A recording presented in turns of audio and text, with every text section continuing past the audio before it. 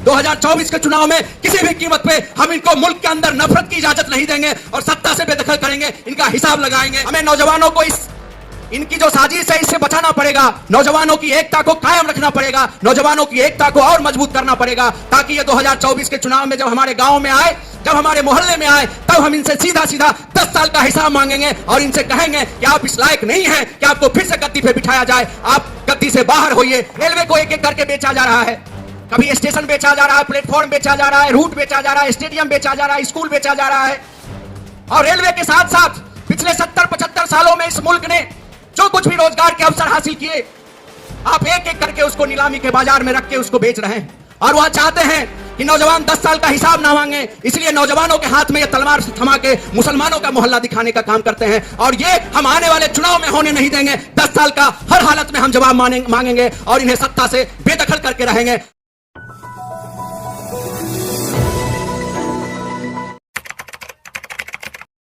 साथियों, आज हम लोगों को एक ऐसे दौर में यहां इकट्ठा होना पड़ा, जिस दौर की खास बात यह है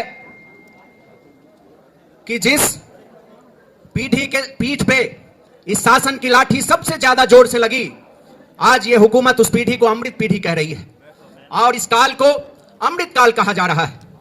आज जहां देश भर में लोकतंत्र का खुलेआम कत्लेआम हो रहा है, आज हमारे ये प्रोग्राम जंतर मंतर पे होना था, पार्लियामेंट स्ट्रीट पे होना था, लेकिन हमें यह प्रोग्राम करने की इजाजत नहीं दी गई। और इसके साथ साथ पिछले 10 दिनों से दिल्ली के अंदर किसी भी संगठन को किसी भी विरोध की आवाज को प्रकट करने की इजाजत नहीं है। और ऐसे दौर में हम देख रहे हैं कि किसानों के साथ क्या हुआ। किसान दिल्ली आकर अपनी मांग रखना चाहते थे और ये वही मांग था जिसका इन्होंने वादा किया था। उनके साथ दुश्मनों जैसा व्यवहार किया गया, उन पे गोलियां चलाई गई, टीयर गैस के गोले छोड़े गए, लाखों लाख कील बिछाए गए सड़कों पे ताकि वो दिल्ली नहीं आ सके, अपनी आवाज को नहीं उठा सके। तो इस दौर को और इस देश को ये हुकूमत मदर ऑफ डेमोक्रेसी कहती है। ऐसे दौर में आज पूरे देश भर में हम लोग यहां पहुंचे हैं।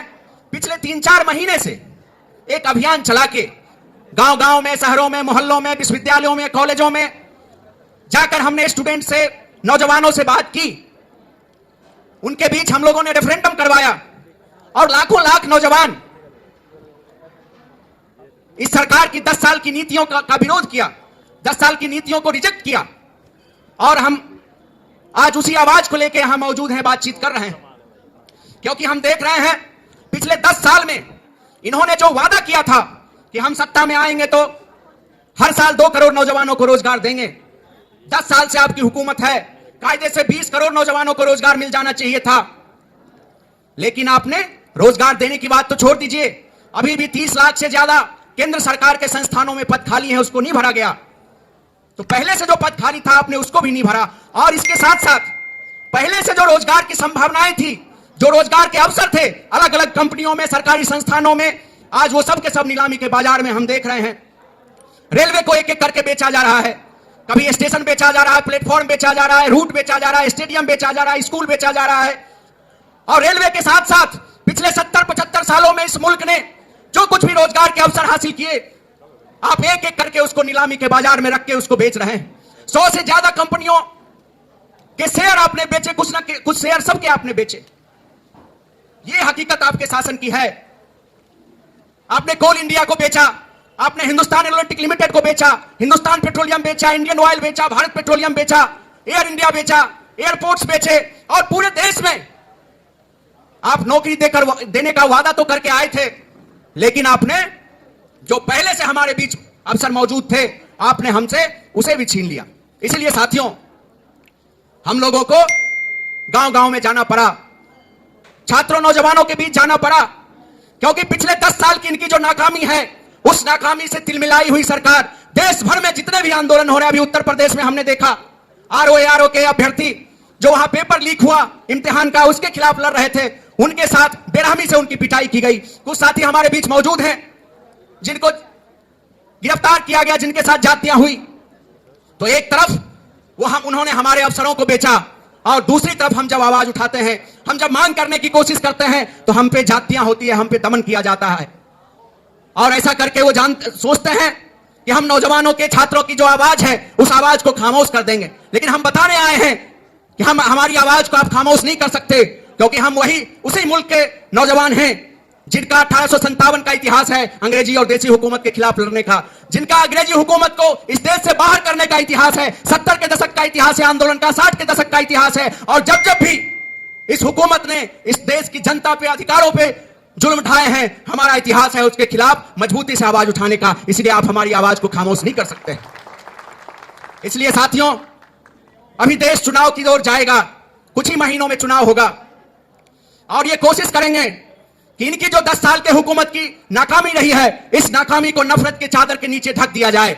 ये कोशिश करेंगे कि देश के अंदर एक उन्माद उत्पाद का माहौल बनाया जाए, ताकि इस देश के नौजवान भूल जाएं कि पिछले 10 साल में आपने हमारे साथ क्या किया। आपने हमारे भविष्य को पीछे धकेल दिया, आपने हमारे भविष्य पे हमले किए। इसीलिए हमारी जिम्मेदारी है कि इनकी जो ये साजिश है कि 10 साल का हम हिसाब इनसे ना लें, हम धर्म के नाम पे, हम जाति के नाम पे बच जाएं, हम इनके उन्माद के पीछे झंडा लेके खड़े हो जाएं, इससे हमें सतर्क रहना होगा, सावधान रहना पड़ेगा।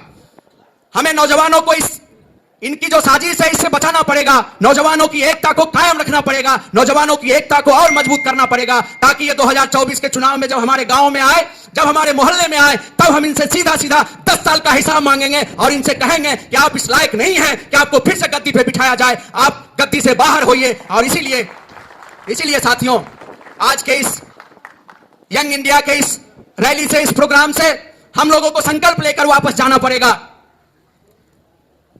कि हमारी जो एकता है, पिछले 10 साल में हमारे ऊपर जो हमले हुए हैं, और उस हमले का गुस्सा है, इस गुस्सा को एकताबद्ध करते हुए हम गांव गांव में जाएंगे, छात्रों नौजवानों के बीच जाएंगे, और ये 10 साल का हिसाब भी मांगेंगे, जवाब भी देंगे, और नफरत का जो इनका कारोबार है, नफरत का जो इनका दुकान है, उसका भी हम शटर बंद करेंगे। अभी हमने देखा इकोनॉमी पे इन्होंने व्हाइट पेपर लाया। छात्र नौजवान आंदोलन लंबे समय से मांग कर रहा है कि आप इस देश में पिछले 10 सालों में कितने छात्रों नौजवानों को आपने रोजगार दिया, इस पे व्हाइट पेपर लाइए। इसमें इनकी कोई दिलचस्पी नहीं है। इसीलिए आज हमको इस तरह का आयोजन करना पड़ रहा है। मणिपुर में हमने देखा कि वहां के नौजवान ये सपना देख के इनको सत्ता में लाया कि यहां के नौजवानों को रोजगार मिलेगा, लेकिन वहां आपस में ही नौजवानों को भिड़ा दिया गया। और आज जहां भी नौजवान इनके खिलाफ उठने की कोशिश करते हैं, वहां ये दंगा फसाद की खेती शुरू करते हैं, और वहां चाहते हैं कि नौजवान 10 साल का हिसाब ना मांगे। इसलिए नौजवानों के हाथ में ये तलवार थमा के मुसलमानों का मोहल्ला दिखाने का काम करते हैं, और ये हम आने वाले चुनाव में होने नहीं देंगे। 10 साल का हर हालत में हम जवाब मांगेंगे और इन्हें सत्ता से बेदखल करके रहेंगे। हम इस भगत सिंह के रास्ते पर चलने वाले लोग हैं, हम अंबेडकर की वारिस हैं। हमारा इस देश में तानाशाही हुकूमत के खिलाफ लड़ने का इतिहास है। हम आगे बढ़ेंगे, मुल्क को बचाएंगे, और ये जो मुल्क के संविधान को, मुल्क के लोकतंत्र को, धर्मनिरपेक्षता को खत्म करने की इनकी जो साजिश है, इनकी जो कोशिश है, इस कोशिश को नाकाम करेंगे। और 2024 के चुनाव में किसी भी कीमत पे हम इनको मुल्क के अंदर नफरत की इजाजत नहीं देंगे और सत्ता से बेदखल करेंगे। इनका हिस्सा जवाब देंगे। बहुत बहुत शुक्रिया। इनकलाब जिंदाबाद। जय भीम, लाल सलाम।